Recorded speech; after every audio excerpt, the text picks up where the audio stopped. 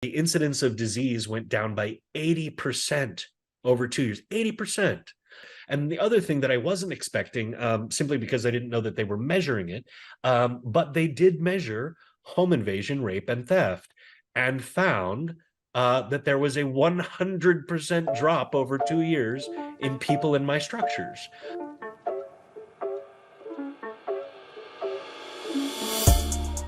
Hello and welcome back to the Clean Techies podcast, where we interview climate tech founders and VCs to discuss all things building and investing to solve the biggest challenge of our generation, climate change. Today we have a bit of a longer conversation with Alex Blum, the founder and CEO of Applied Bioplastics. This is a company that has developed a far more environmentally friendly plastic chemistry using cellulose, which comes from agricultural waste, which is a very, very abundant product or byproduct in the world. And it's a really great episode for a few reasons. First of all, Alex is actually quite a funny guest, so that's always great to have, kind of add a little bit of lightheartedness to the topic. And he also has an incredible story. We start out with talking about his story, so it's a bit long of an intro, but it's really, really worth hearing, in my opinion. And finally, the third reason that I really like this episode is there's a very profound insight that he shared around how trying to decarbonize materials requires selling into the producers and not the brands. Like, it's a common mistake that he made actually at the beginning, and that a lot of people make. So I thought that was a really, really profound insight. And if you are somebody building a green materials company, in particular, if you're trying to sell a green plastic and you're really pressed for time, I recommend skipping forward to around the 47 or 48 minute mark to hear when he talks about that, because again, to me, that was a really, really profound insight that I'd like for you to hear. So without any further delay, let's get into the episode. All right. Welcome to the show, Alex. Excited to have you here. How are you doing today? Doing well, Silas. Thank you. Great to see you. Surviving the Texas heat, I hope, Yep. as we were talking about before the show. But anyways, I think let's just get right into things. I guess I'll maybe give a quick background. We have spoken before. Thankfully, we had the opportunity to meet over a coffee when you were in New York not too long ago. You had some pretty cool things you were doing. I'll let you talk about that if you like. But I guess let's just get into kind of your background. Tell us a little bit about who you are, what you're doing today, and how you ended up here. Certainly. Well, thank you for the open floor, Silas, and thank you for the invitation to the show. So I'm Alex Blum. I'm CEO of Applied Bioplastics. Gosh, where to start? I was in New York City when we met. I was the only entrepreneur that year, invited to come speak at the United Nations about our housing initiative that we're doing in Bangladesh for the benefit of the victims of the Rohingya genocide with ICDDRB, which is an NGO out of Bangladesh. Applied Bioplastics, we make decarbonized durable plastics for a number of different use cases. Primarily, we make injection moldable plastics that are substantially less expensive than commodity plastic, which is kind of a first for the market. And they are also substantially better for the environment. They're up to 85% less carbon emitting than normal plastics. They also reduce microplastics at end of life by, again, as much as 85%. In addition, Applied Bioplastics creates IP for the production of refugee shelters, which are made of a biocomposite material. They're made by hand. They cost around $1 a square foot. And are supportive of cottage industries. So essentially, you're creating additional revenues, jobs, and producing housing out of that. So it's really beneficial to the countries that adopt it. Obviously, most governments aren't able to buy it, so we're primarily talking to NGOs and private entities that build housing for low-income people or for refugees. But regardless, we are working on operating in over 27 nations right now.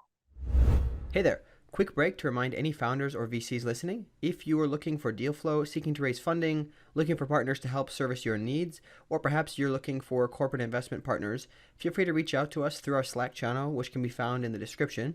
Because we meet a lot of people in this space, we set aside time each week to make introductions to the various people that we encounter. This is something we do free of charge in order to help these incredible companies solving climate change to scale. Looking forward to hearing from you in the Slack channel. Interesting. So this is quite fascinating. Let's talk a little bit more about how specifically you got into this, because this is like a really particular thing you're doing, and I know there's a backstory there. So let's hear a little bit about that. Certainly. So I used to be a sales guy. I mean, you can see the ponytail now, but back in the day, I had the crew cut, the khaki shorts. I was a tech bro, just like everybody else here in Austin. So I worked for companies like Oracle and Amazon, a startup called WP Engine, which does WordPress web hosting, and finally, my last job in Austin before starting Applied Bioplastics was Thousand Eyes, which was a network monitoring platform, which was later acquired by Cisco. Almost got to be coworkers with my sister, actually. She's a senior security engineer at Cisco, but I exited that company and started Applied Bioplastics before the acquisition. Anyways, so in 2017, when I was working at Thousand Eyes, I closed a series of really major deals. I was always good at sales, but this was a year that I had never seen anybody experience, much less myself. Ended up closing my entire annual quota in the first 2 months of the fiscal year and received a $500,000 paycheck. Now, because I had been doing well in sales prior and I'm generally pretty financially responsible, I was debt free at 27, which is weird for an American, I know. But either way, I had this $500,000. I didn't have any debt. I didn't own a home. And, looking at Austin real estate prices, I probably should have bought a house. But instead, I decided I wanted to donate all $500,000 to charity, and started out by funding a food kitchen here in Austin that helped me out when I was briefly homeless, believe it or not, here in Austin. I dropped out of UT, the university here, right down the road from me now, which is quite fun. But either way, dropped out of the university right in the middle of the recession, couldn't find a job, couldn't find a place to live, and spent a few months under I-35 looking for a job and a house. But this food kitchen helped me out, so I made a pretty substantial donation to them. I started an advocacy group here in Austin that was working on a gun law, which actually got over 100 elected Republicans to agree to it. Of course, the NRA ended up killing the bill, but we'll just finish waiting for them to go bankrupt and try that again pretty soon here. But lastly, after spending about half of the money on charity that I had intended to spend, a buddy of mine I'd gone to college with, Shafayat Farazi, called me from Bangladesh and said, "Hey, I heard you were doing charity work." And I said, "I am." And he said, "Well, there's some people who really need it out here. There's a lot of people that have crossed the border into Bangladesh, and they're running from something, and I don't know what it is." And they said, "That's terrible. Why would you go to Bangladesh? I mean, beautiful country, but there's 186 million people there in a country the size of South Carolina. So really, really, populated, densely populated country." And I realized that it must be really terrible, whatever they're running from, to go want to live in conditions like that. So this is something I wanted to investigate. So I bought a ticket to Bangladesh. I took a month off work. Business was very happy to see me go. They were like, "Please stop selling stuff. You're very expensive this year." So I took a month off. I went to Bangladesh. I realized upon arrival that there were 2 million refugees, and I had about $250,000 left. And I'm like, "What am I going to do? Walk around and hand everybody a dime and tell them good luck?" And like, that's not going to work. Like, how can I make a material difference to 2 million people with $250,000? So I realized that the only way to do anything of use to these people was to let the rest of the world know what was happening to them. Because at this time, 2017, 2018, nobody knew what was happening in Myanmar. There had been some local newspapers like the Daily Star out in Asia that had covered that there was a conflict there, but most Western newspapers, most Western television stations were not saying a word about this genocide that it was ongoing, kind of betraying the whole idea of the United Nations, never again, all that kind of stuff after the Holocaust. And so that bothered me, and I decided to do something about it. So I hired 18 people on the spot that week, and together we worked on getting permission to get into and film in the Rohingya refugee camp, which remains the world's largest refugee camp. So there's 2 million people.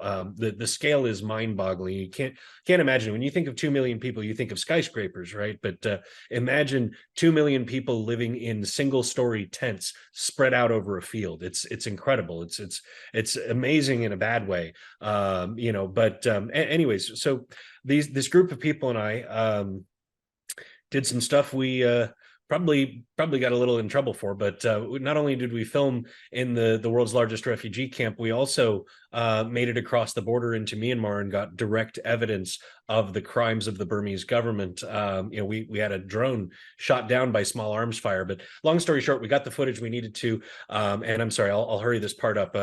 We ended up making a movie off of that.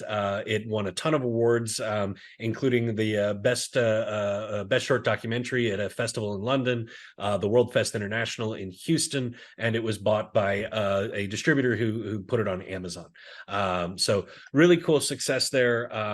Some of the evidence that we gathered was passed along to a U.S. senator who passed it along to the International Criminal Court at The Hague. So some of the footage we gathered was actually used by The Hague to try and hold the leaders of Myanmar accountable for their crimes against the Rohingya. One last thought about the documentary. It's called Blossoms from Ash. It's currently available on DocuBay, which is on Amazon. What we found, and I will repeat this because it's true. I have the receipts. We have the receipts. The world has the receipts. But the reason for this genocide was that the Chinese government wanted to run an oil pipeline through this area that the Rohingya lived, the area of Arakan on the coast, so that they could exploit some resources in the Bay of Bengal. Now, everybody needs oil pipelines, but normally nations do not murder for them. They just build them or pass a law saying that they can build an oil pipeline. But because of the unique situation between the Rohingyas and the country they lived in, it's a Buddhist nation. Theravada Buddhists, they're not really friendly to other religions. They don't really consider the Rohingya citizens, despite them contributing substantially to that nation. In fact, like 6 or 7 of the writers of their constitution were, in fact, Rohingya. But regardless, they don't consider them citizens, and thus they did not want to share the wealth that came from building an oil pipeline through their land. So instead, they murdered them all, or attempted to murder them all. Hey there. Are you building a climate tech business and looking for very specialized talent? Consider reaching out to our sponsors, NextWave Partners. NextWave are experts in talent acquisition, recruitment, and retention across the climate tech, renewables, and ESG spaces globally. So if your team is growing or you're looking to make a career change yourself, feel free to reach out to NextWave at next-wavepartners.com or reach out to one of their consultants directly via their LinkedIn page.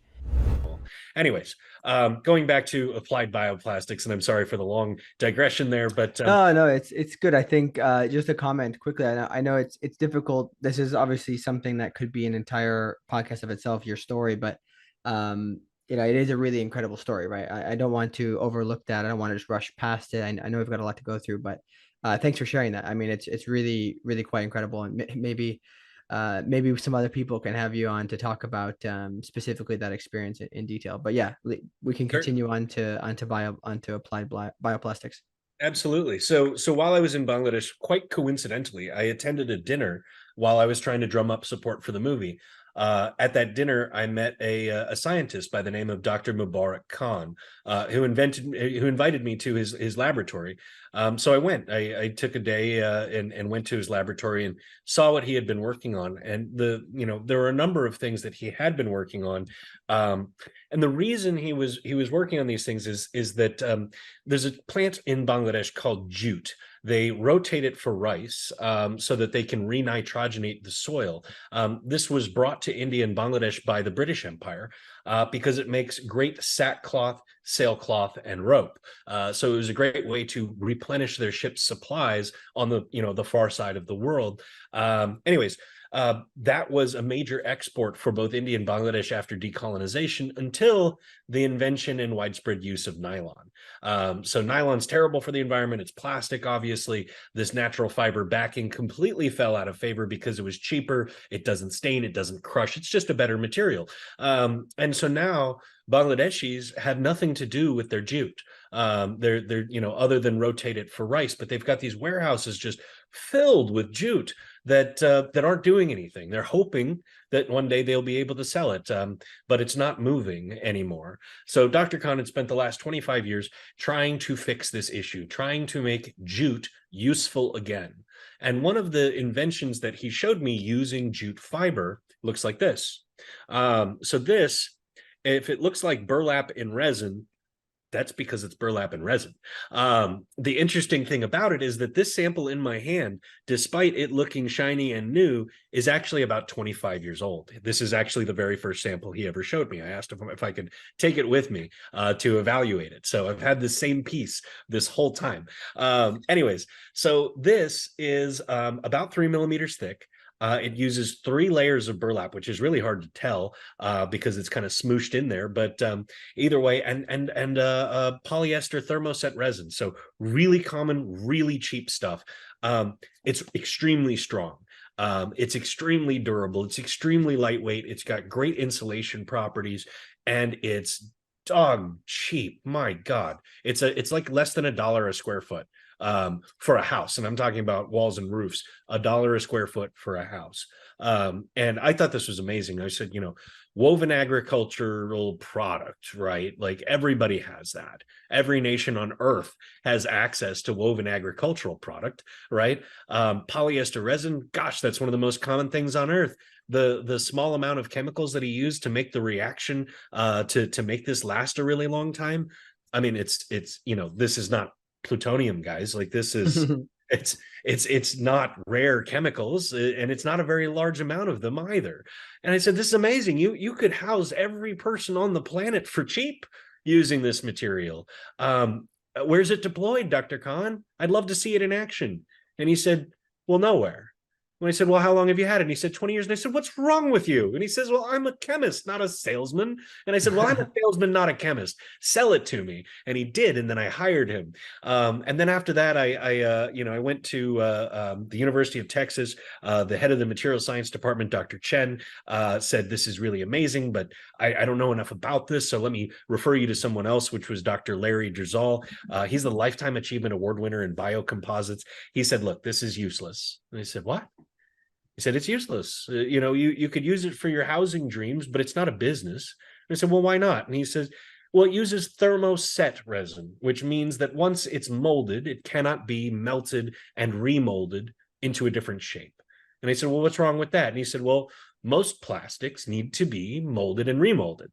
And I said, well, crap, is this completely useless? And he said, well, if you could somehow, I'm not going to tell you how, but if you could somehow turn that into something that could be used in a thermoplastic, right, where you've got the same agricultural product and the same compatibilizing but different plastic that you're using, this is a multi-billion-dollar business. My God. And I said, well, will you help me? And he said, no, I just told you it's impossible. And I said, but like, please. And he's like, on the off chance that you figure this out, whatever equity you give me for becoming your advisor will be very worth it. And I said, yes, it will be. And he said, okay, fine, I'll do it. And that's the beginning of Applied Bioplastics. Dr. Mubarak Khan, Dr. Larry Drizal. I came home with this news. I talked to my roommate of now 7 years, but at the time, 3 years, and very close friend, Colin Ardern, who has a degree in finance, marketing, and international business. So he's got the resume, right? I'm just a sales guy. And I said, how would you like to be CEO of a new company making refugee housing and maybe potentially making injection moldable durable plastics? And he said, sounds like an awful idea. We know nothing about plastics, but I was thinking about starting a business anyway. He was going to start a coffee roasting business. And I convinced him to give me his entire life savings and become CEO of Applied Bioplastics. So that was 4.5 years ago. We recently switched in the last year. I became CEO. He became Chief Operating Officer. It just worked a little bit better because I'm the sales guy, right? I'm doing all the pitching and all that kind of stuff. Generally, people want to be talking to the CEO when they're being pitched at. So yeah, that's how we got into it. And one last thought on that, and I'll let you ask another question because I've been monologuing for 20 minutes. We've been encouraged by 1 million people to stop making this stuff.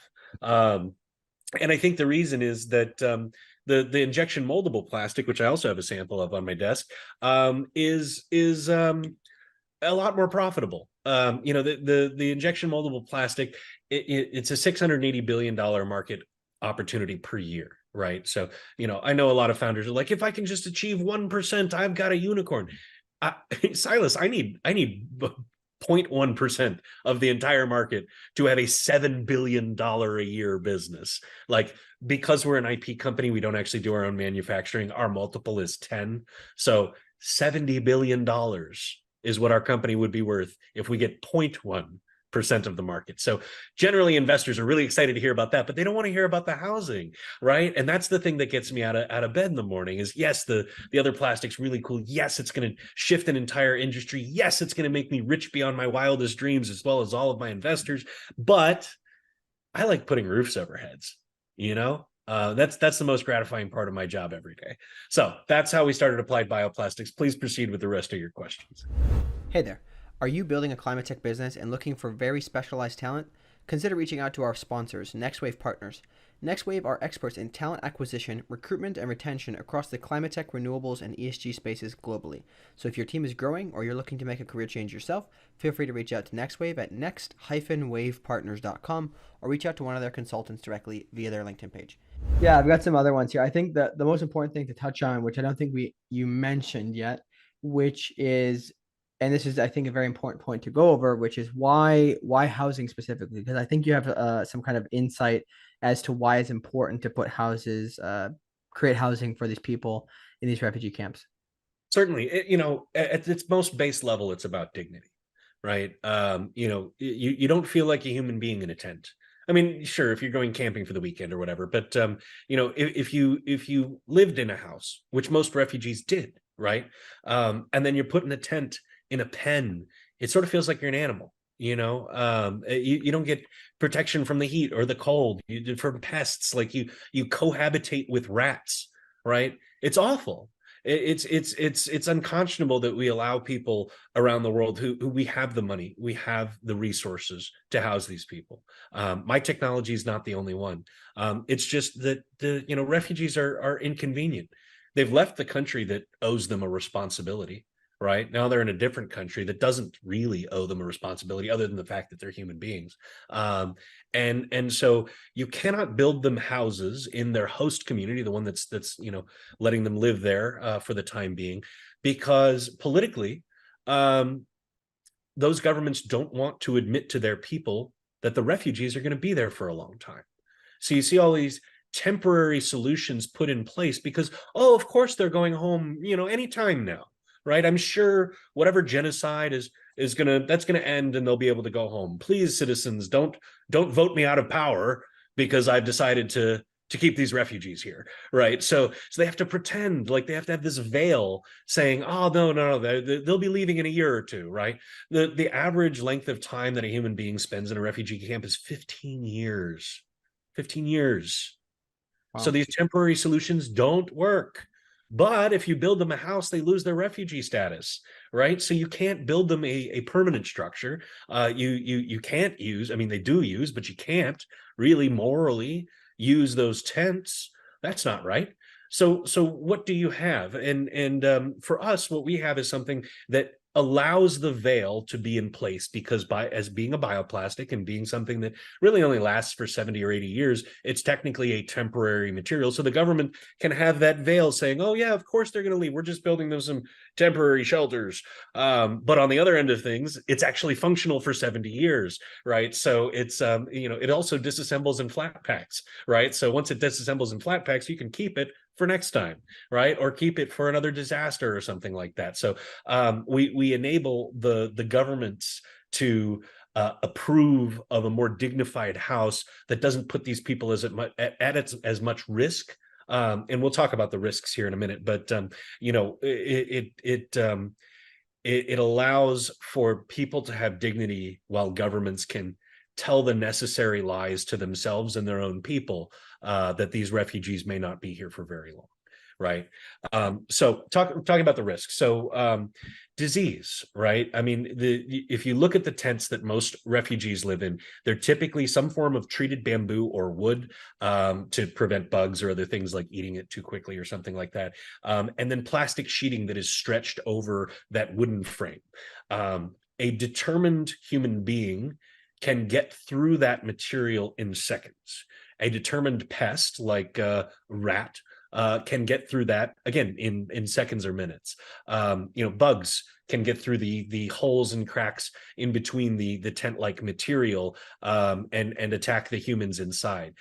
So disease runs rampant through these refugee camps. I mean, in the last 5 years, all aid workers were evacuated from the Rohingya refugee camp during the COVID crisis, right? So they lost all of their help briefly because there was no way to stop the spread of COVID within the refugee camp, right?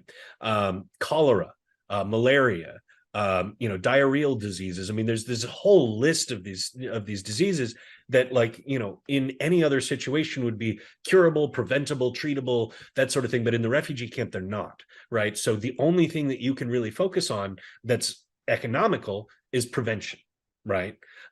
So prevention, how do you prevent these things? Well, you can't physically distance from people. Obviously, you've got 2 million people shoved into a tiny little refugee camp, so that's not going to work.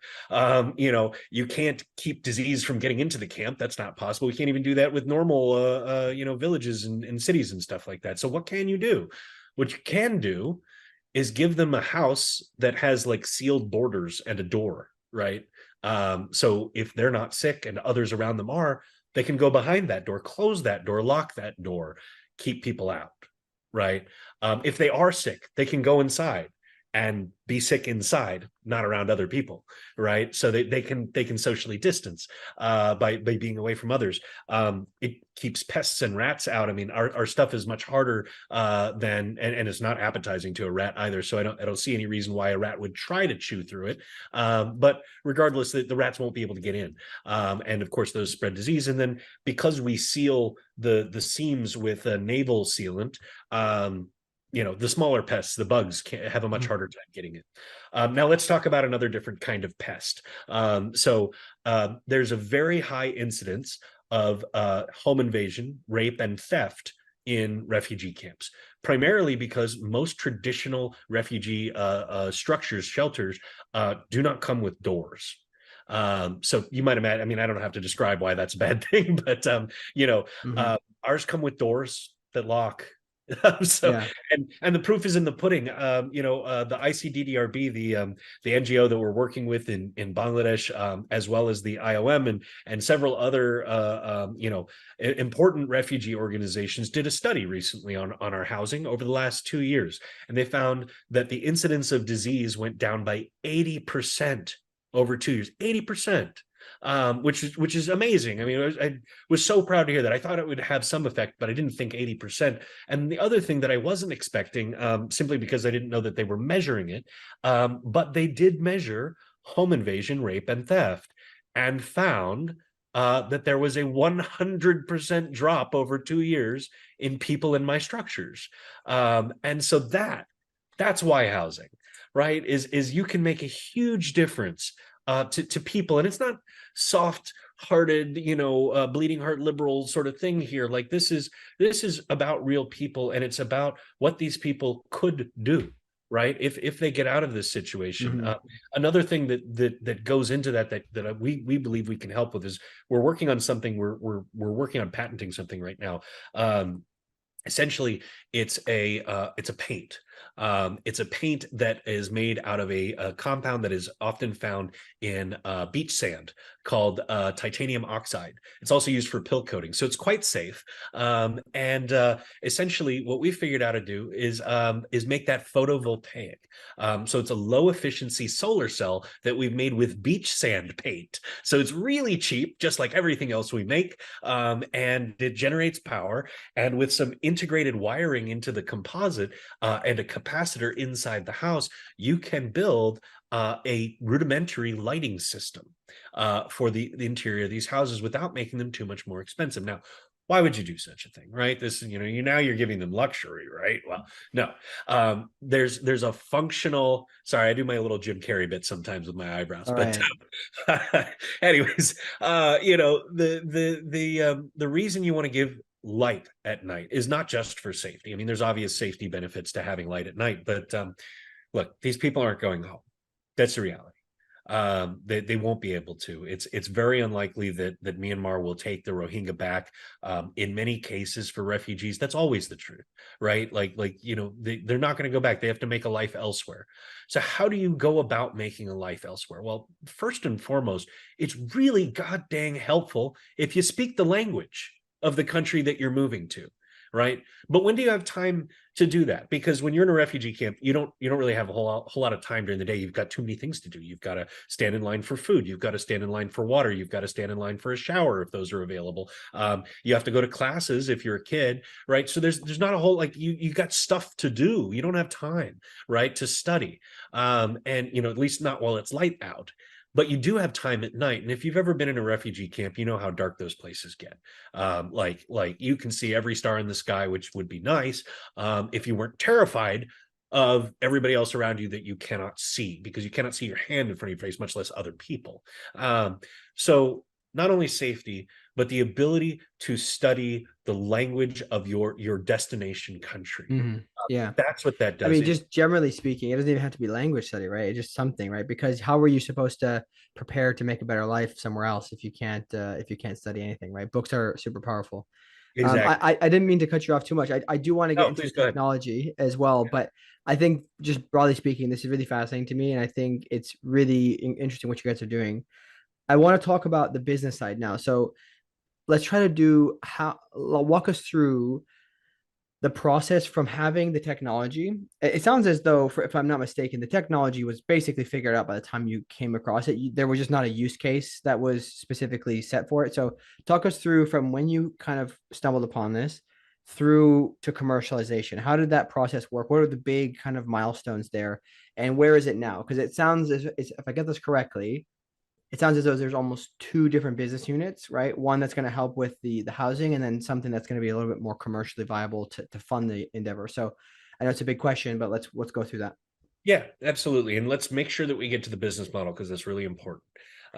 So the housing technology was complete when I found it. So the process of commercializing that has been simple but lengthy. So convincing an NGO to enable us to install structures to create a pilot. That happened about 2 years ago after about 2 years of work.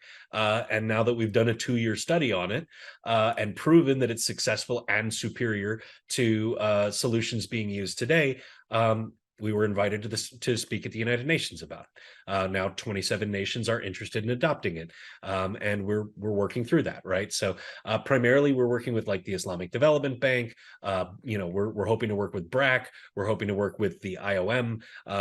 Getting those organizations' attention has been a long process, but we feel like we're there. We've just received an order for 10,000 new homes in Bangladesh, and we are discussing with several partners about helping rebuild the housing in Pakistan from the recent flooding, as well as rebuilding housing in Turkey and Syria because of the recent earthquake.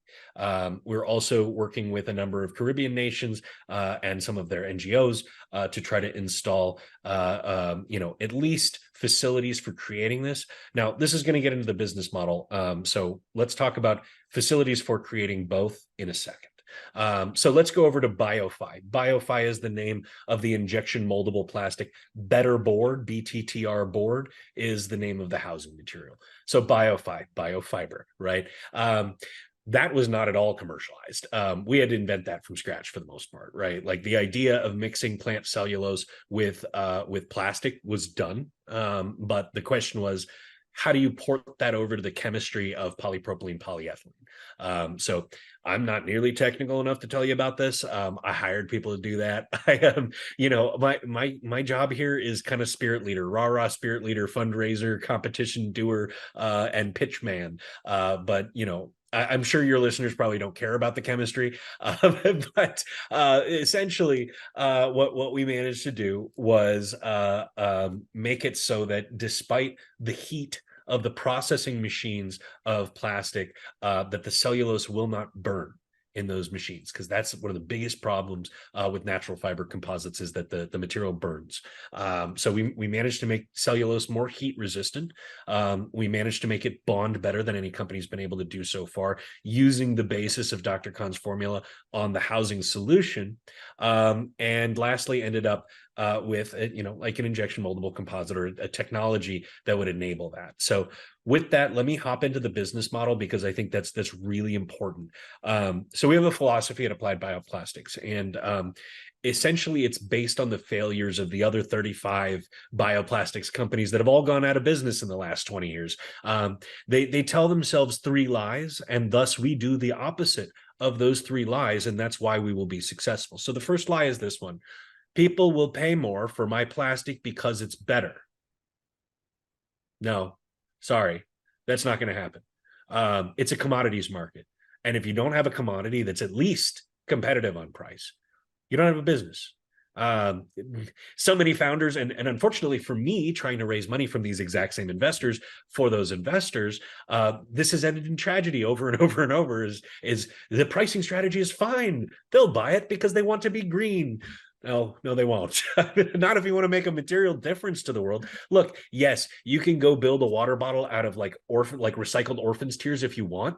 And there will be people who buy that $800 water bottle, but there's going to be like 10 of them, right? So the minute your solution, and this is true across all markets, not just mine, the minute your solution costs even a single cent more than what's on the market today, you're cutting 6 billion people out of your customer base. Most people on earth do not make choices about what they buy. They buy what's available. They buy what's cheapest because they have to, right? So, going and shaming India and China over their carbon emissions is insane. They don't, the most of the people who live there don't actually have a choice as to what they buy. So what you need to do is you need to make a product that is less expensive than what they're making today, right? Second thing, people will rip and replace their plastic processing equipment if I show them a better plastic. Come on, guys. This is the one that really boils my eggs, because there's $500 billion of plastic processing equipment in the world. $500 billion of plastic processing. If you think people are going to rip and replace that, I have a bridge in New Jersey that I have, I have some partial ownership I need to sell, right? like seriously, it's insane. I actually had an investor have this revelation in front of me. It was really funny. So this guy, I won't name names because this was really embarrassing for him, I'm sure, had turned me down. He said, well, your plastic's really cool, but it still uses some plastic in your plastic, and I don't like that.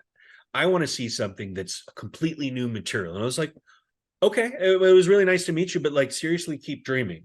It needs to be based on today's plastic, because people aren't going to change their processing equipment. He's like, I think that you've got a little bit of a too limited of an imagination for me. So I think I'm going to pass on this deal. And I said, okay, that's fine. I'll see you later. I see him after at this is going to be a little identifying, so be really careful here. At Greentown Labs in Houston, he's getting off a bus with a number of other investors who've just visited one of Shell's plastic producing plants. And he walks up to me and he says, the scales have been lifted from my eyes, essentially. I just realized how expensive that equipment I was telling you needed to be replaced was. And I was like, I know. And do you realize how much of there is in the world? And he's just like, I didn't until now, but I get it. And I was like, thank you. Would you like to invest? He's like, no, I still, yeah. Anyways, he's like, clearly I don't know enough about this space to be investing in it, so I'm going to pass on all plastic deals from now on. And so anyways, that's the point. Nobody's going to rip and replace their equipment for you. And the last one is this, and this is the worst one. I hate to see this happen, is I can outscale the market if I just raise enough money. No, you can't. Some of the largest companies on earth are in this space. In fact, nearly all of the largest companies on earth are in this space. You're not going to outscale them. You have to partner with them. Look, I know that some, sustainability entrepreneurs don't want to get their hands dirty by working with oil companies and things like that. And trust me, I'm about as far left as it gets in America, right? I'm a Marxist as far as that, the personal politics goes, but I talk with the big bads. I have to, because if you want to change the world, you have to change the people who are making the world bad in the first place. So what you need as a result of those rules is a product that's cheaper than the market, a product that works in the existing processing equipment, and the ability to license that idea, that IP, to the people who own that equipment. Because if you try to scale it yourself, you'll never make a difference. So what Applied Bioplastics does, this is our business model. We invent IP. We have multiple grades of polypropylene today. We have some recycled grades, some virgin grades. We have some using wood fibers, some using agricultural waste, and we're working on some using invasive species. But that's a tiny, tiny subset of the entire plastics market. So what our growth looks like over the next few years, we're setting up some rapid prototyping facilities now, hiring staff to fill those out. And what we're going to do with that is we're going to create thousands of grades of plastic across polypropylene, polyethylene, PVC, ABS, 3D printing stuff, like the entire world of durable plastics. We're going to address it by creating grades, and we're not going to produce those grades ourselves. We're going to license them. We're going to license them to companies that are already making those grades of plastic. Just, hey, a new version that includes your cellulosic fiber. So that's the business model. There is, we license to them the IP. Today, we help them find the agricultural waste. Tomorrow, or down the line, what we'll be doing is we'll be licensing the valorization process to large industrial farmers. What does that mean? Dollarization is saying, you've got trash, let's turn it into something valuable. Generally, agricultural waste is unwanted material. It takes some processing, some drying, some grinding, some treating. We can teach them how to do that, right? And why would they do that? Well, they make more money, right? Instead of letting this trash just rot in a field, or I don't know, in some cases they burn it for energy. It's very inefficient, very dirty, not a good idea. We can teach them how to actually make money, right? Make more money on the stuff that you farm by selling not only the stuff that you meant to farm, but also the stalks and the peels and the other stuff that you wouldn't normally use, and then sell that to us. And we sell that to our licensees on the other side, who are the plastic compounders. Those are the people who make plastic useful. So for your listeners, just real quick, the plastics value chain, you got, say, Shell, a big oil company. They're making, fuels for the most part, right? And plastic is a byproduct of that. That raw plastic never gets used. Nobody uses it. It then goes to a compounder, that raw plastic, who the compounder mixes it with things, plasticizers, elasticizers, colorants, dyes, UV stabilizers, fire retardants, whatever you want, right? Just to make the plastic useful for the next step, right? So now they've got pellets with all those things in it, including the plastic. Then it goes to the injection molder, who makes a part, right? That part then goes to the fabricator. They put all the parts together. That goes to the brand manufacturer. They package it, label it, and sell it, right? So where we go in, where our model goes, is we attack the compounder. We say, hey, while you're putting all that useful stuff in there, why don't you put some cellulose in there? It's going to save you some money, and it's going to reduce the carbon. It's going to reduce the microplastics at end of life. They say, I don't know, is the injection molder going to like it? And we have to go down to the injection molder and say, hey, would you like cheaper plastic? And they're like, sure, yeah, that sounds great.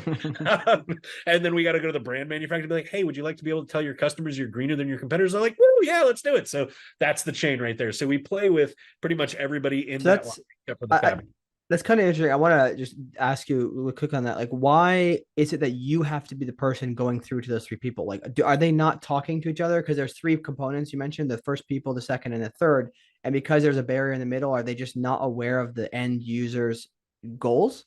You know what's funny? I mean, I don't know when you're going to publish this, but I'm currently dialing like my old days in sales, because we've successfully done a trial with injection molders for some very large luggage companies. I'll leave it to your imagination, but some very large luggage companies, their injection molders happy with it, their compounders happy with it. Those suitcase companies had no idea we're doing this.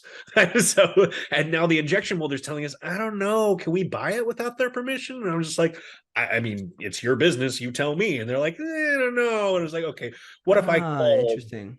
what if I called the luggage company and had them give you an approval? And they're like, oh yeah, that'd be great. We'll definitely buy it then. So now we're doing a call and LinkedIn campaign at these companies saying, hey, we've worked with your suppliers to improve your processes and save you money, but we need your approval to move forward. Right. So there is a big wall there. And what's funny that you ask, Silas, is I wasted 18 months prospecting into brands. I called them and I was just like, want to adopt my plastic? And they say, that's great. Yes, let's absolutely do that. We get all the way down to procurement, and procurement's like, we don't buy plastic. Like, what are you talking about? We buy parts. It was like, well, who buys plastic? And like, I don't know. We buy parts. That's the whole interaction. And so we wasted a year and a half on like dozens of brands who are now fans of ours, right? Like, one day they'd love to adopt our plastic once we've talked to their injection molder, convinced their injection molder, convinced their plastic compound. So I guess one question I have is, if that's the case, then are the big brands putting pressure? I don't know when it comes to like, because a lot of these, if I'm not mistaken, a lot of these use cases are going to be, maybe big brands, but maybe in terms of their specific product, do they have enough sway power to tell their procurement people, listen, we No, need greener products? Because a lot of the big like Walmarts of the world are saying, hey, we need greener products, we need sustainable products. Is that not the case here? it's a bunch of blah blah blah. All the public climate commitments they're making. They're, oh yeah, we'll be net zero in 20 years. You won't work here in 20 years. You're making it someone else's problem, right? Mm-hmm. For the most part, nobody talks about materials getting greener. They're talking about fuels getting greener, power consumption getting greener, sources of power getting greener. All important things. Reduction of packaging, really big deal, right? All of those things are important, but the plastics that they use contribute about 10% of all global emissions, right? Mm. Uh, and it's going to grow to 20% by 2050, right? So by the time we get to these, oh, we're totally net zero. Yeah, you are, but your suppliers aren't, right? So that's the issue right there is that and the problem is that big public brands like Walmart, yes, they get a ton of pressure from the shareholding public. They want greener, right? But Walmart doesn't have control over the vast majority of the products that go into their stores, right? They don't say what goes into it. The manufacturer in China often, or India often, is the one who decides what goes into those products, right? So they don't have the ability to change that as much as they may want to. It's not their role. It's not their Mm. place in the supply chain. So It's unfortunately really, for me, I have to go to businesses that you've never heard of. And the reason that's a problem is because no one's ever heard of them, nobody's pressuring them to get greener. So even if you had a plastic that was greener, they wouldn't adopt it. It also has to be cheaper. It also has to make them more competitive. And that's what I was saying earlier about those three rules is like, you got to understand the intricacies of this industry to understand how to sell into it. But more importantly, you got to know who actually has motivation to buy something that's greener. And the brands have the motivation, but not the ability, right? And the ones who need to have and do have the ability don't have the motivation. So you have to create yeah. it. This is I really think this is quite profound, because all you ever hear about is the brands, right? The end consumer, where people buy from. And like, I guess you think about it, Walmart isn't really, obviously they have their own brands, I believe, like value brands or something like that. Great And value. Yeah. they manufacture those, but broadly Don't. speaking, they're a distributor, right? Oh, they don't. They don't that even great value, even their in-house label is done by a third party, likely in China, who does it to their spec. They say, I want a trash Mm. can that looks like this. And the Chinese company or the Indian company says, yes, sir, I'll make you a trash can that looks like that. And then you can package it and label it as great value.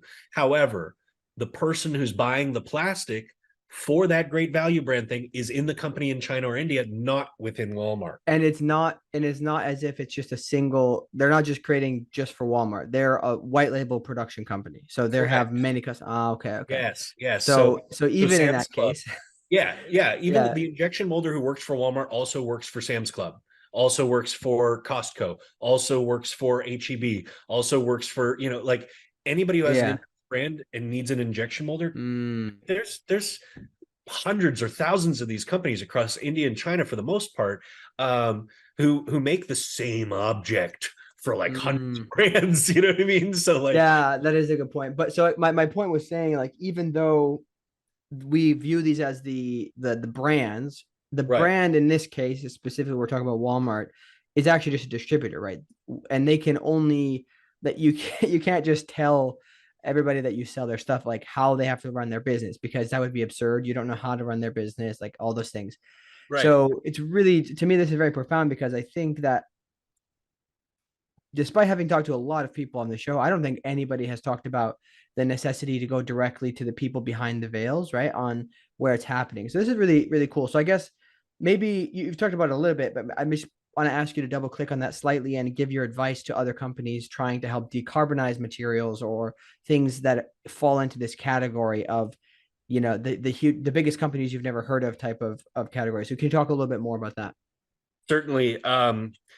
Gosh, it's hard. Unless you speak Hindi or Mandarin, it's really hard, right? And I keep picking on China and India, but that's where the majority of this injection molding gets done.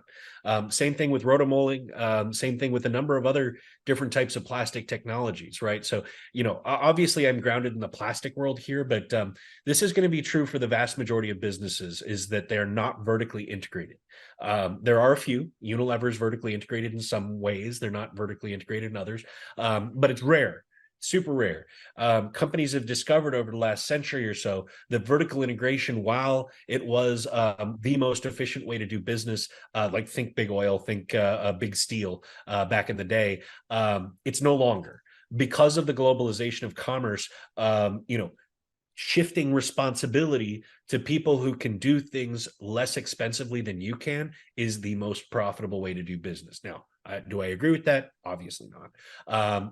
Is that the way that the economy works? Yes. You have to get to the companies that you don't know, and they're very hard to find, right? Like, again, unless you speak Hindi or Mandarin, it's hard to look these places up, much less do research into them and bang the phones trying to get their attention. So, in my view, and now thankfully this is less expensive now. Working in emerging nations, where wages are lower, is going to save you money as an entrepreneur.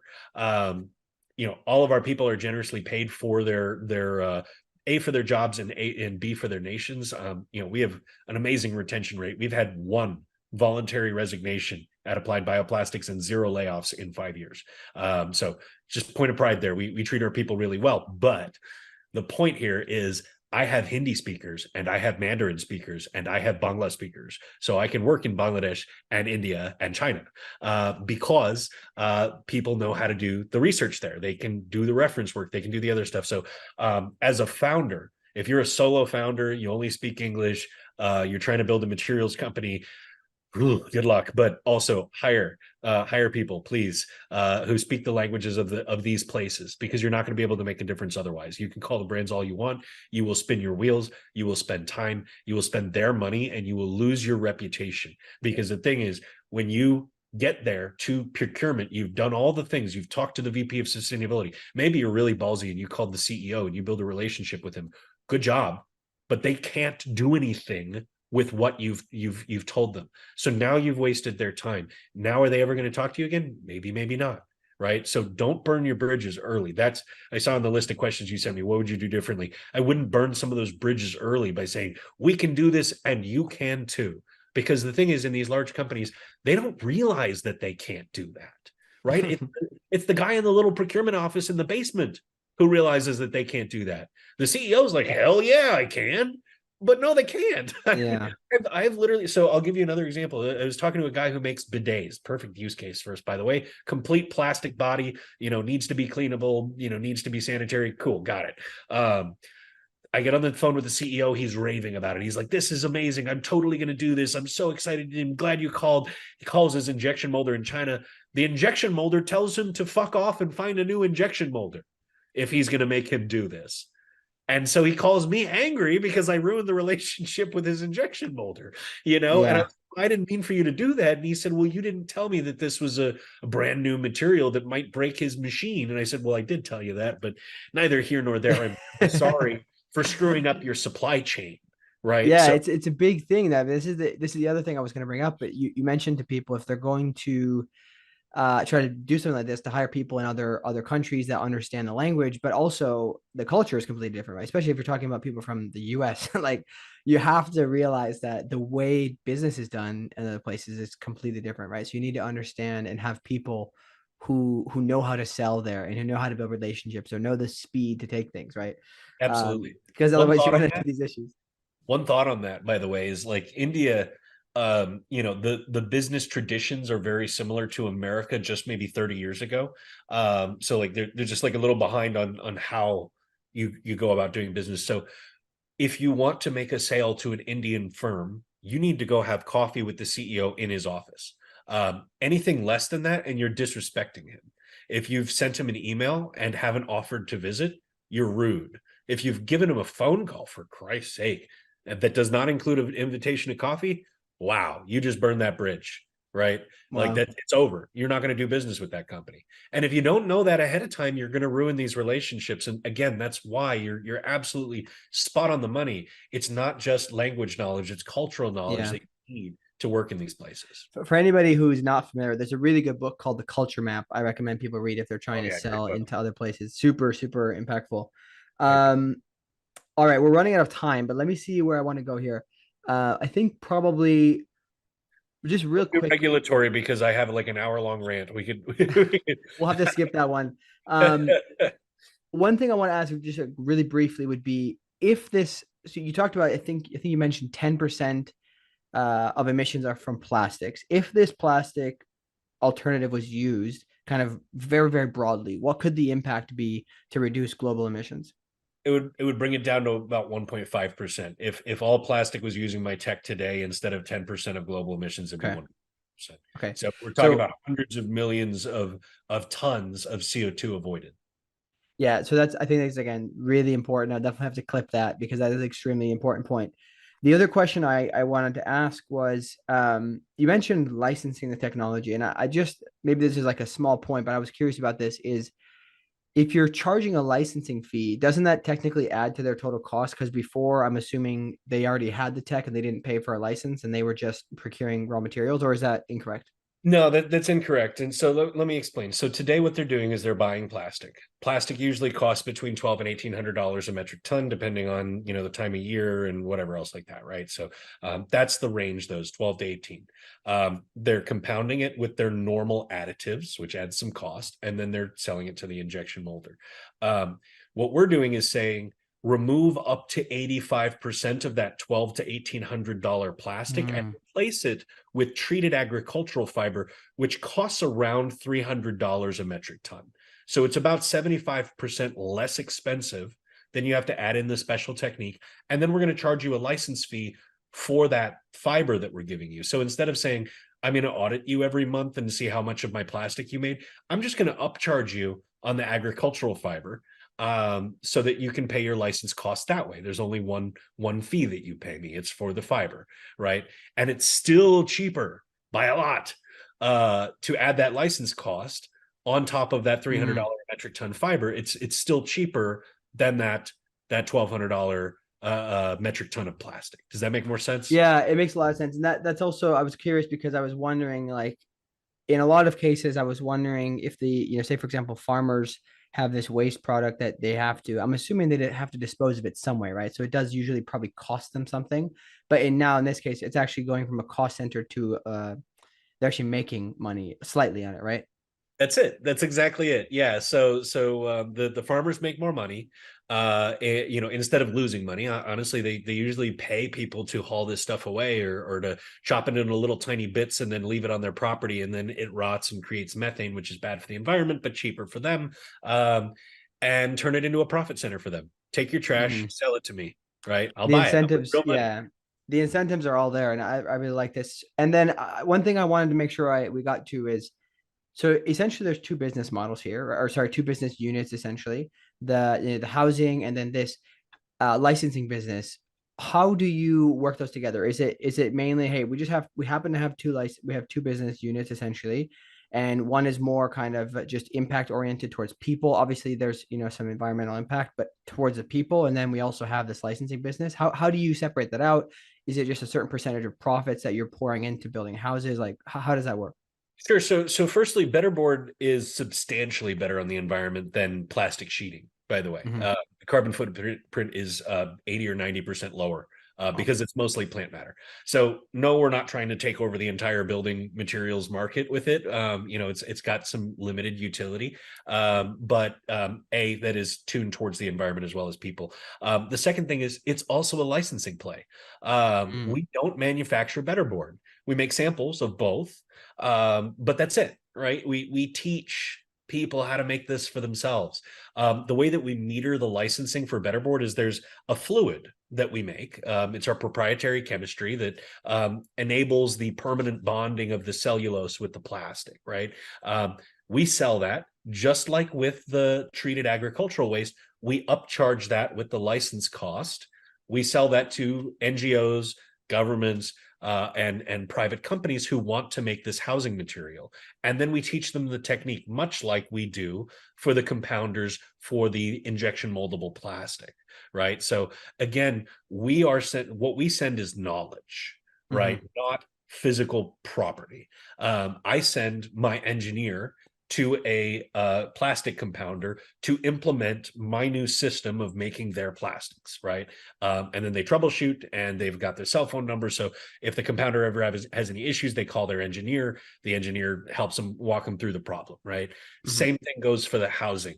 When a government NGO or private entity who wants to make better board for refugees, for the poor, whoever it is that they want to make this for, says, "Hey, I raise my hand. I'd like to make this stuff." I say, "Great. Have an engineer. I'm going to send you an engineer. I'm going to buy him a plane ticket. He's going to go show you how to do this." In places that get hit really frequently or need lots and lots of housing, what we'll do is we'll have our engineers train a team of trainers, so that those people can pass the knowledge along, right?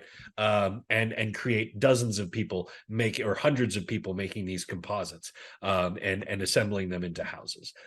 So again, creating jobs. The Better Board, by the way, is made by hand. I'll teach your viewers how to make it right Yeah, I now. was going to ask this because I think it's important. It's important note. Yeah. So, firstly, you lay down a piece of corrugated tin. Second, you lay down a piece of mylar plastic, mylar film. You lay down one piece of burlap. You spray it with a proprietary chemical. You paint it with resin. Then you do that 3 more times. Put one more layer of mylar on top, and put one more piece of tin on top. That's the closed mold. Now you throw some bricks on top. You wait an hour, and you've got a wall, man. Like, you're ready to go. You crack that thing out, saw off the rough edges, and install it. Right. So it could be done faster with the heat press, but it would require fewer people doing the labor. And the idea here is create as many jobs as possible. We're also working on a remote, or I'm sorry, a mobile printing station for this thing. So it's like an 18-wheeler. It's got a heat press inside it, and if you feed in thermoset resin, the proprietary chemicals, and the cloth, it'll just like start pooping out houses just like real fast, right? Like, that's the idea.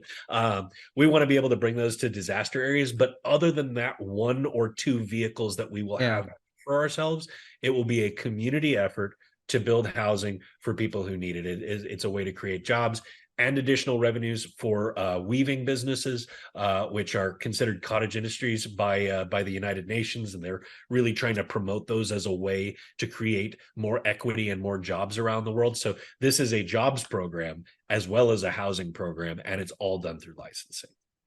Yeah, this I think is really fascinating. I love how it's done that way. I think there's probably even other use cases where there's, you don't even necessarily have to be doing this for refugees. I I was thinking about I just was back from this will come out later, but I just got back from Uganda, as I mentioned before the show. And I think there's probably some people who would be better off to use some of these materials in their homes, right? That they build in Uganda, these very small homes. But no, Yeah. I think I mean there's a lot of things I want to go through. I've got extra time. I'm done for the day. So if you Yeah, we go in can and go a make a little bit long over, episode, but the one particular question I am curious about is the supply chain of these kind of waste materials. How have you tried to figure this out? Because I'm assuming these I think I got the wrong the compactors, that is that the right word? compound. The compounders, they probably don't have an existing like list of all these farms that want to sell this stuff. So like how have you solved that problem for them? I'm assuming you had to get involved and help them out. Absolutely. Yeah, yeah. So that's part of the licensing packages. We'll source the treated agricultural fiber Okay. for you, right? So we it's turnkey. You adopt the technology, we get you what you need. Our chemicals, our techniques, and the basic fiber that you need to be able to use. That's why, by the way, today we do it sort of piecemeal because we don't have a lot of customers yet. Yeah. We go to the provider of the agricultural waste. We say, we need this much. They say, cool, that's not anywhere near the amount I completely produce. So here you go. I'll just sell it to you. Eventually, once we get these very large customers using our stuff, which we're really close to, by the way, I think we're going to be post recurring revenue in the next 30 to 60 days, which is really exciting after 4.5 years of work and just raising money and telling investors, please give me some money. Eventually we'll be profitable. We're about to be. So thank Yeah. gosh. Um, Anyhow, that's the point of licensing the other side. Once the capacity goes up on the customer side, the capacity must go up on the agricultural waste side. So essentially, instead of saying to the guy, hey, I need a little bit of your agricultural waste, I'll treat it myself. Hey, I need all of your agricultural waste. Can I teach you how to make that valuable, and I'll pay you even more money for that, and then when you're done with it, I'll buy your entire stock every season, right? So if making that side of the business a lot more efficient by saying, I will take it all, give it to me, and then I can easily measure capacity, because industrial farmers at this point, they know exactly, like nearly down to the ounce, how much yield they're going to Yeah. get off of each field. So it becomes really easy for my business to predict and then transfer, right? Yeah. Eventually one day I think we'll probably have like warehouses, that if there's like an off season or something like that, we'll gather some stuff, Yeah. and just to make sure that all of our customers have enough agricultural waste. But gosh, we're nowhere near there. I Yeah. I mean, mean, that would be a good problem to have, right? yes, just to be clear, and I get this question a lot, is like, well, what if you run out of cellulose? Is I try really hard not to my guy people who ask me that, and they're like, my guy, the planet creates over 1 trillion metric tons of cellulose a year. 1 trillion metric tons, like, and And that's without our help. what is most of it being that what's happening with most of it? I mean, just normal stuff. I mean, like it goes through the normal plant cycle. It grows, it brings in CO2 and releases oxygen. It dies, it releases methane. It seeds itself. All that kind of stuff. So Yeah. like, and then we're not even talking about industrial farming yet, right? And so like not like we're going to strip nature of Yeah. all of its cellulose to make No, of plastics. course The not. point is, but there's not 1 trillion tons of plastic sold every year, right? Yeah. Like we're Yeah. nowhere, like there's an order of magnitude or more Difference. Yeah. difference between the amount of cellulose produced by the earth and the amount of plastic goods consumed by the earth. Like, Yeah. it's not close. Like, we're not going to Yeah, I run out. mean, it's also interesting to think that obviously there's kind of practicality things around local supply chains, but you could consider, I don't know where most of these plastic manufacturers are globally, but actually that'd be a good question. Where are a lot of like plastic producers globally? You talked about India and China. Is that where a India lot of and them are? China are a lot of it. There's Antwerp, there's Houston, and those are the big hotspots: is China, India, Antwerp, Houston. But obviously, Saudis make a lot of oil, which means they make a lot of plastic. So there's some in the Middle East as well. But the thing is, man, like, people are like, oh, well, how are you going to get agricultural waste to the plastic centers? It's like, generally people are in the plastic centers, right? People need food, so food makes agricultural waste. So there's Yeah, always waste near people, and there's always people near plastic. exactly. So we do try to keep our supply chains really short, like Yeah, same country short, because the thing is, you start shipping low value agricultural waste long distances, not only have you betrayed your value proposition on the climate, but also you're losing money. You're shipping sawdust halfway across the world. That's a terrible idea. yeah. Like, Well, I mean, the it's reason I sawdust was here. Yeah, the reason I was asking is I was wondering if there are places that don't have the manufacturing currently, but they do have the waste and they could significantly benefit from selling it, right? It's difficult Yes. because it goes against the idea of keeping the supply chain short, but I would be curious to see, maybe there's some companies that decide, hey, as part of our ESG goals, we're going to try to build factories in those places. Yes, maybe it's slightly less convenient, but it can make a really big impact on the local people or whatnot. You're totally right. We have a rule. We're not going to go any further than across the Bay of Bengal, right? Mhm. We're not going to cross the Pacific or the Atlantic with like untreated agricultural waste. That's a terrible idea, right? Mhm. But the Bay of Bengal, like that whole area, the South China Sea, all that kind of stuff, that's fine.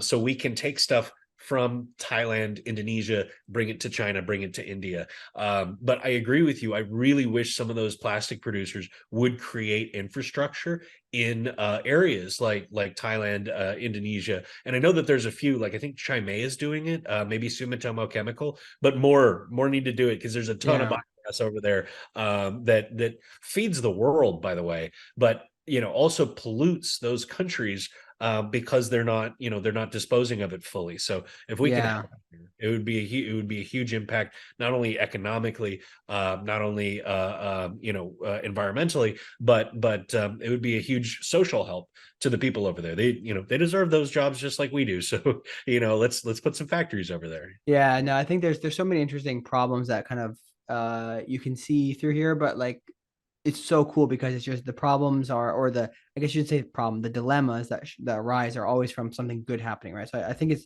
really fascinating. I am quite fascinated by this entire endeavor, and I'm really glad to hear that you guys are seeing a lot of success recently. Hopefully it continues, right? That's huge news, by the way. I remember we talked right before you went to the UN, so that was it's cool to see that that went well. I guess we'll just kind of close things up with any advice that you have to other entrepreneurs, whether it is in this specific space or, other climate tech entrepreneurs in general. And, again, things that you would do differently, or just broadly speaking, what would your advice be to others? Don't be afraid to walk into the fire. And I'll explain what I mean by that. I was in Tel Aviv when we got hit by the largest rocket attack in a decade about a month ago. It was 800 rockets in 24 hours. After that, I went to Poland to set up a rapid prototyping facility and a business entity, and I decided to pop into Ukraine to see what was going on and experienced an air raid there. These things are not me just trying to demonstrate the size of the bulge in my pants. I'm trying to talk about if you don't risk things, and I understand that starting a business itself is a risk, but if you don't risk things and you don't go where others aren't willing to go, like talking to the big oil companies, like walking into a war zone, like doing business in China and India and places that you don't understand, you're going to lose. So you've got to be willing to walk through the fire in order to be successful and in order to make a difference. Because the reality is, look, if you want to do some feel good technology, and I hate to crap all over an entire industry, but if you want to do sustainable fintech, I could not give a crap. But if you want to go make a real difference to real people, for the most part, those people who need a difference made are not here in the West, right? You need to be comfortable going to dangerous places, to different places, because they're not really all that dangerous, right? They just seem dangerous because they're unfamiliar. So if there's any room in your budget to travel to go make things happen in other countries, that's where you need to do it. Look, employees are going to be cheaper. You can treat them even better. Like you could either underpay one American or you could overpay several Indian people. It works, right? Like you can make people happy and you can make a real difference if you're willing to go overseas, if you're willing to put yourself in uncomfortable places, if you're willing to literally be under artillery fire. Any of those things. I would say go for it, do it. I hope that this advice doesn't get anyone killed. I think this is a quite interesting point. It's something I guess I haven't thought about too much, but again, mentioning again my trip to Uganda just recently, it's the first experience I had. I had been to Indonesia before. It didn't really affect me the same way as my trip to Uganda did because I now have relatives there. And I just think that it's really fascinating to think about the idea that we can build these good companies. And yes, there's a lot of challenges and things to building a company in general, especially when it comes to talent. And you can add an entire level of complexity by going to a completely new culture and understanding how they do things, or getting them to try to learn how you do things. I think that's also an issue most of the time. But also there are so many problems there, and so much opportunity to help other people substantially. Yes, maybe maybe what you're selling things for are not going to be as much, or sometimes there's probably going to be profit no matter what, I'm assuming, if you're building a good business. But the impact that you can make on someone else's life is going to be is massive, right? And it's also, from what I experienced, there are a lot of bad examples there, doing industrial endeavors, but still paying people shit and not taking care of them. And we need people to go in and to demonstrate with a good heart that this is actually how things should be, and we shouldn't be mistreating people. So Absolutely. And I'm willing to get sued for this. I saw the Marlboro factory. I saw the interior of the Marlboro factory while I was in Bangladesh, and there were children working with large machinery, you know, and you go through Bangladesh and you see the results of American capitalism, manifest. You see, people scooting around on scooters because they've lost their legs to an industrial accident. People begging for alms with one limb, right? One remaining limb, because of industrial accidents. Who is it that's putting those industrial machines there? It's Americans, and it's British people, right? And that's wrong. And so I'm not saying go to the third world and exploit people. I'm not saying go to developing nations and underpay people and make them desperate because you've got all the money and they don't. As I said, sometimes businesses in developing nations can be a revolving door because of those conditions, those working conditions. We have zero turnover except for one employee in 5 years because of the working conditions that we've created. By the way, our burn rate with 20 employees has been under about $80,000 a month for the entirety of the time we've been in business, and with 20 employees. That is how you can do it, right? Of course, I obviously don't pay myself very much, but what founder gets paid a bunch of money, right? What early stage some, but the wrong ones get paid a lot of money. The ones that are not doing it right. Exactly, right? So I mean, there have been months where I went without salary, but have I ever asked a single employee to do that? Of course not, right? Now, am I the most highly paid employee? Yes, but I'm the CEO, right? And it falls to me. So when the company's doing poorly, I take the pay cut, not them, right? Yeah. And that's why we have high retention despite working in emerging nations. So you're absolutely right, is that, not that they need examples, but we Americans need to set the example of healthy capitalism. And other, like, if you're going to insist upon capitalism as an economic system, then you at least need to make it compassionate capitalism, right? So don't be paying people, 2 cents a day. I saw somebody bragging on LinkedIn the other day about this. She's like, yeah, I could pay these guys in Malaysia like 13 cents a day and they're happy. And I'm like, are they? Have you ever talked to them about it? Yeah. And you're bragging about how much you're underpaying them on LinkedIn. And I couldn't be more sick, because that's the sort of thing when I say I work in India and Bangladesh, people are like, oh, you're one of those guys. I'm like, no, I'm not. But there's a big stigma on it. There's a lot of people who just assume, right? They assume that that's how it's done. I don't know. I think it's a fair and safe assumption, because Americans and British people have been abusive to those people in those other nations for decades. Not just colonization, but post-colonization. They're still economically, colonized, right? We've decolonized. Oh yeah, you can run your own country, sure, yeah, but we're gonna functionally enslave you in your own country by artificially depressing wages. And so we think that's BS here at Applied Bioplastics. One thing that we tell every investor is, look, culture is really important to us. We've got this culture fundamentals Bible. There's like 44 values within it that we expect our employees to live up to and ourselves to live up to. But here's the thing we offer: not only will give you the culture Bible, how about you pick anybody out of my org chart and I'll introduce you to them with no prep. Anybody, ask them how I treat them, ask them how the business treats them, ask them how well they're paid, ask them whether or not they have plans to leave, right? It's important. And I would challenge any business that does business in developing nations, in India, in China. I would challenge you to try the same thing. See how that feels. Why don't you CEOs out there call your call center guy down in India that you're paying 10 cents an hour? Why don't you call him and see how he feels, right? And then fix it, right? Like, I don't want to be the leader. I think it's sad that a tiny unfunded startup is the leader in ensuring their we're the first company in Bangladesh to offer dependent health insurance. The insurance people didn't even know what we were asking for. They said, I want to insure my employee, but I also want to insure their family. And they're like, oh, we don't sell that. And I was like, well, I'm paying you in dollars, so can you sell that to me? And they're like, oh, sure, yeah, of course. But it sucks that we're first. on that kind of Yeah. stuff. It sucks that we're best on that. I want to see every American company do that. I want to see us, hey, look, if you're going to export labor, at least be fair about it. Yeah. No, I think it's good. I think there's a lot of things we could talk about, but I like where we've ended here.